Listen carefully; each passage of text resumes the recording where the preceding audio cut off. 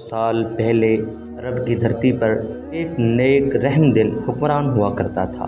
وہ حکمران اپنی رعایا کے لیے تو رحم دل تھا، لیکن دشمنوں کے لیے موت تھا۔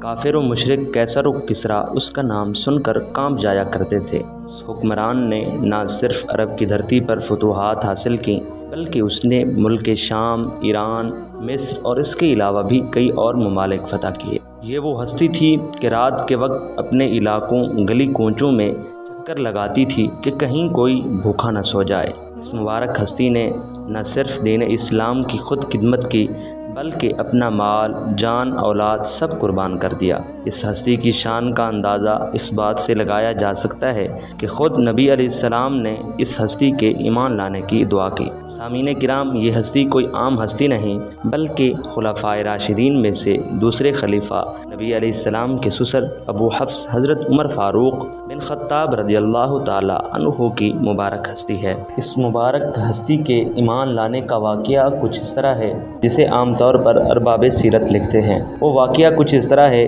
کہ جب عمر رضی اللہ تعالی عنہ اپنی انتہائی سختیوں کے باوجود کسی ایک شخص کو بھی اسلام سے بد دل نہ کر سکے تو آخر کار مجبور ہو کر نعوذ باللہ من ذالک خود حضور صلی اللہ علیہ وسلم کے قتل کے ارادے سے آئے۔ انہوں نے قتل کا ارادہ کیا اور تلوار کمر سے لگا کر سیدھے رسول اللہ صلی اللہ تعالی علیہ وآلہ وسلم کی طرف چل پڑے۔ راستے میں اتفاقاً ایک صحابی مل گئے۔ دیکھ کر پوچھا، خیر تو ہے؟ تو عمر بولے، آج محمد کا فیصلہ کرنے جا رہا ہوں۔ تو صحابی رسول نے کہا، پہلے اپنے گھر کی تو خبر لے لو، خود تمہاری بہن حضرت فاطمہ بنت خطاب رضی اللہ تعالی عنہا اور بہنوئی حضرت سعید اسلام لا چکے ہیں۔ تو عمر فوراً اپنی بہن کے گھر پہنچے۔ آپ کی بہن قرآن پاک پڑھ رہی تھی۔ عمر کے آنے کی آہٹ محسوس کی تو چپ ہو گئی اور قرآن کے اجزاء جو اس وقت ان کے پاس موجود تھے چھپا لیے، لیکن قرآن کی تلاوت کی آواز عمر کے کان میں پڑ چکی تھی۔ بہن سے پوچھا، یہ کیسی آواز تھی؟ تو بہن بولی، کچھ نہیں۔ عمر نے کہا، میں تو سن چکا ہوں کہ تم دونوں مرتد ہو گئے ہو۔ یہ کہہ کر عمر اپنے بہنوئی حضرت سعید سے دست و گریباں ہو گئے، اور جب بہن فاطمہ بنت خطاب بچانے کو آئیں تو ان کی بھی خبر لے لی، یہاں تک کہ فاطمہ بنت خطاب کا جسم لو رہان ہو گیا۔ کیونکہ اسلام کی محبت غالب تھی، اس لیے ان پر اس کا کچھ اثر نہ ہوا۔ فاطمہ بنت خطاب بولی، عمر جو بن پڑے تم سے کر لو، لیکن اسلام اب ہمارے دل سے نہیں نکل سکتا۔ ان الفاظ نے عمر کے دل پر خاص اثر کیا۔ بہن کی طرف محبت کی نگاہ سے دیکھا، ان کے جسم سے خون جاری تھا۔ اسے دیکھ کر اور بھی رکت ہوئی۔ فرمایا، تم لوگ جو پڑھ رہے تھے مجھے بھی سناؤ۔ حضرت فاطمہ بنت خطاب رضی اللہ تعالی عنہا نے قرآن کے اجزاء سامنے لا کر رکھ دیے۔ اٹھا کر دیکھا تو یہ سورۃ الحدید تھی۔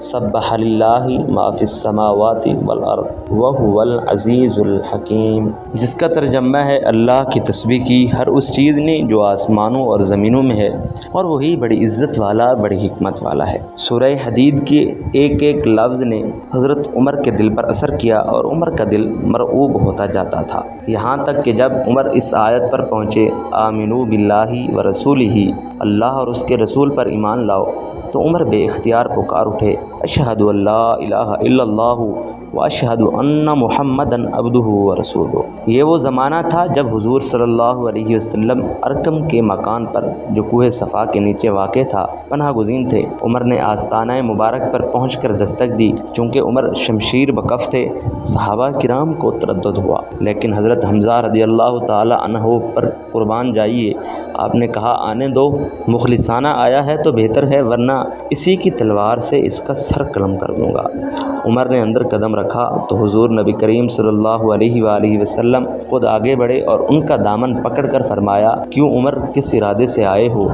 نبوت کی پرجلال آواز نے ان کو کپکپا دیا۔ نہایت عاجزی کے ساتھ عرض کیا، ایمان لانے کے لیے، یعنی مرید ہونے آیا ہوں، سر لینے نہیں بلکہ سر دینے آیا ہوں۔ حضور نبی کریم صلی اللہ علیہ وآلہ وسلم نے اللہ اکبر کا نعرہ اس زور سے مارا کہ تمام پہاڑیاں گونج اٹھیں۔ حضرت عمر فاروق رضی اللہ تعالی عنہ وہ مبارک ہستی ہیں کہ نبی علیہ الصلاۃ والسلام نے ان کے لیے دعا فرمائی تھی، اللہم اعز الاسلام بعمر، یا رب العالمین، عمر کے ذریعے اسلام کو غلبہ عطا فرما۔ نبی علیہ الصلوۃ والسلام کی دعا قبول ہوئی اور اللہ رب العالمین کے فضل و کرم سے حضرت سیدنا عمر بن خطاب رضی اللہ تعالی عنہ ایمان لے آئے۔ امیر المؤمنین حضرت عمر فاروق رضی اللہ تعالی عنہ نے آخری حج 23 سن ہجری میں ادا کیا اور اسی سال حج سے واپسی کے بعد 26 ذوالحجہ کو انہیں ابو لؤلؤ فیروز لعین نامی مجوسی آتش پرست غلام نے خنجر کے پے در پے 3 وار کر کے زخمی شدید کر دیا۔